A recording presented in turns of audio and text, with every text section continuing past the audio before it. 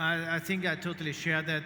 Building up the new infrastructure, either it's low Earth orbit, or on Moon, or on Mars, or in between, and so on. This is where the money is going. And I see already, and this is important, a big appetite for hardware. Hardware is hard. We have that today. Software is hard too, but hardware is, of course, it's deep tech. And now we go also to deep tech, and Omar say, you're doing deep tech. So why, and I made the other way around, why the investors have invested to you, beside that you are a great CEO, that you have a great company, because they started pretty early. Luxembourg started very early. They were not going the Me Too and saying we do normal IT, we do only automotive.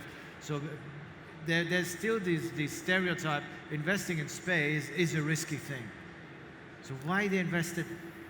So one of the reasons that we always see when we talk to VCs, why, for example, they invest in a company like OQ, which is a deep tech company, is so there is a market which is not addressable easily by the big players, and you need that player who can move fast, has the technology, the flexibility to address that market, and that's something where OQ comes into the game.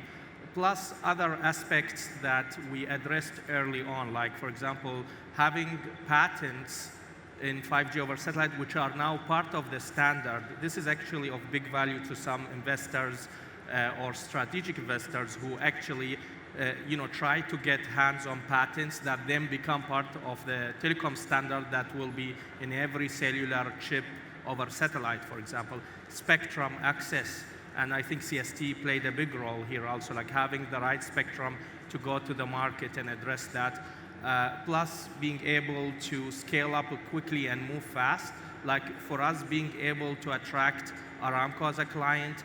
And in 20 months, we signed now with 3 big mobile operators like Deutsche Telekom, last week in MWC, Telefonica, and Transatel, plus others who will be signing with.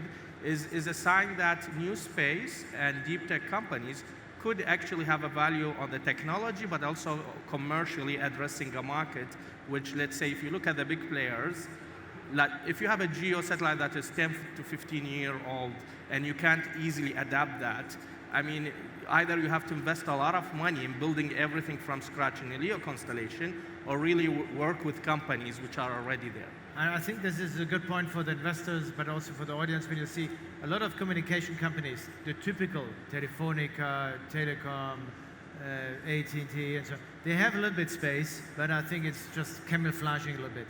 And then later they realize that the market runs like an incredible speed without them.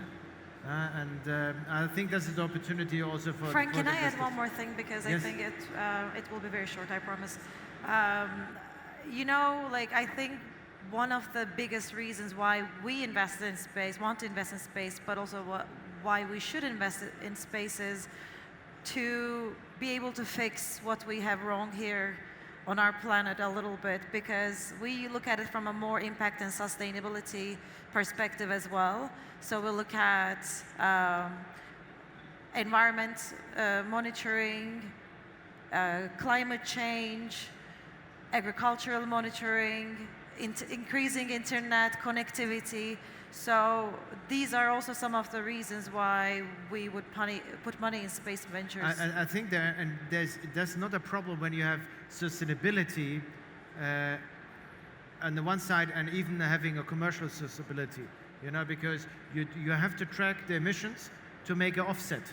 Yeah, you have to track if the offset works, and the best camera to measure that sits in space. Exactly. Because it's much harder to cheat. So I think that is, we would not even know that we have a climate change without satellite technology. And yesterday I opened the panel and I said, okay, it was Apollo 8. We're looking to the moon where Apollo 8 was turning and showing the Earth. And they were overwhelmed with the picture, which changed the view of mankind. So I think space helps us to give a different view. And being an industrial engineer, I do not mind to make even honest buck.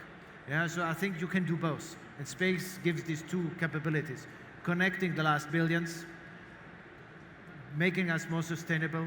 And every space engineer knows that we're working in the milliwatt areas, not in kilowatts, than automotive. So this is why 3% of the rocket is payload, 7% is rocket, 90% is propulsion. You have to be a good engineer.